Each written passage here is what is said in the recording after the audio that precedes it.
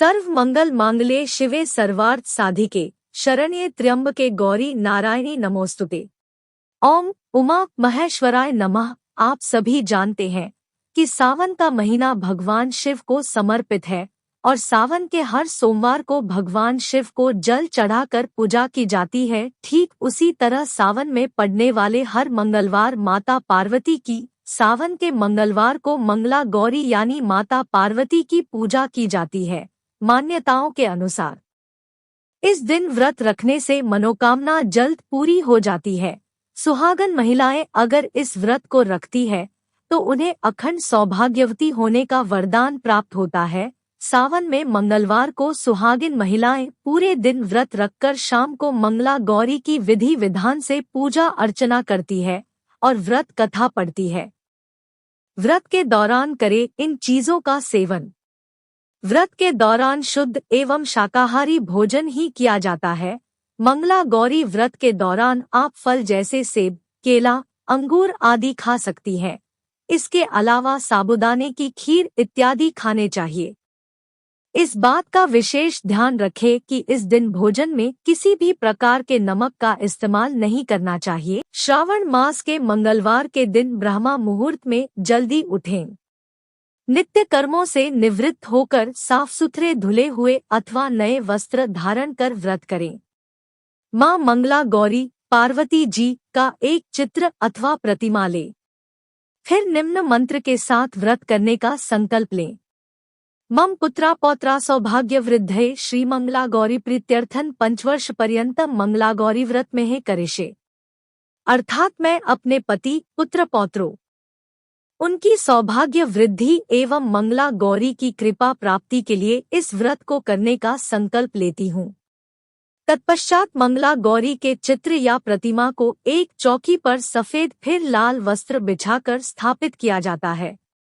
प्रतिमा के सामने एक घी का दीपक आटे से बनाया हुआ जलाएं। दीपक ऐसा हो जिसमें 16 बत्तियां लगाई जा सकें। फिर कुमकुमा गुरुलिप्तांगा सर्वाभरण भूषिताम नीलकंठ प्रिया गौरी वंदेहम मंगलावयाम। यह मंत्र बोलते हुए माता मंगला गौरी का षोडशोपचार पूजन करें।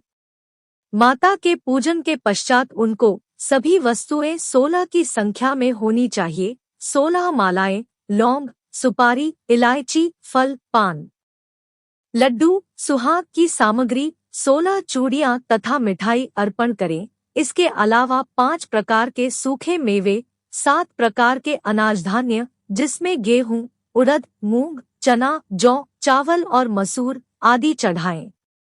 पूजन के बाद मंगला गौरी की कथा सुनी जाती है। इस व्रत में एक ही समय अन्न ग्रहण करके पूरे दिन मां पार्वती की आराधना की जाती है।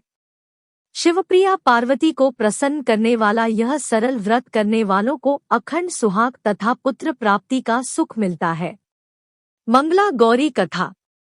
पौराणिक कथा के अनुसार एक समय की बात है, एक शहर में धर्मपाल नाम का एक व्यापारी रहता था। उसकी पत्नी काफी खूबसूरत थी और उसके पास काफी संपत्ति थी, लेकिन उनके कोई संतान नहीं होने के कारण वे काफी दुखी रहा करते थे। ईश्वर की कृपा से उनको एक पुत्र की प्राप्ति हुई, लेकिन वह अल्पायु था।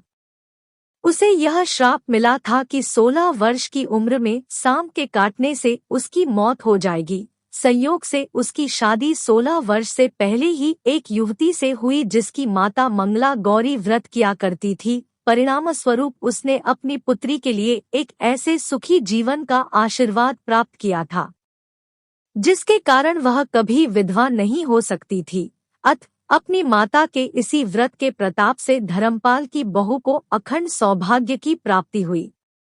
इस वजह से धर्मपाल के पुत्र ने 100 साल की लंबी आयु प्राप्त की। तभी से ही मंगला गौरी व्रत की शुरुआत मानी गई है। इस कारण से सभी नवविवाहित महिलाएं इस पूजा को करती है तथा गौरी व्रत का पालन करती है और अपने लिए एक लंबी, सुखी तथा स्थायी वैवाहिक जीवन की कामना करती है। जो महिला उपवास का पालन नहीं कर सकती वे भी कम से कम पूजा तो करती ही है। इस कथा को सुनने के बाद विवाहित महिला अपनी सास तथा ननद को 16 लड्डू देती है। इसके बाद वे यही प्रसाद ब्राह्मण को भी देती है। इस विधि को पूरा करने के बाद व्रती 16 बाती वाले दिए से देवी की आरती करती है। व्रत के दूसरे दिन बुधवार को देवी मंगला गौरी की प्रतिमा को नदी या पोखर में विसर्जित कर दी जाती है। अंत में मां गौरी के सामने हाथ जोड़कर अपने समस्त अपराधों के लिए एवं पूजा में हुई भूलचूक के लिए क्षमा मांगना चाहिए। इस व्रत और पूजा को परिवार की खुशी के लिए लगातार 5 वर्षों तक किया जाता है।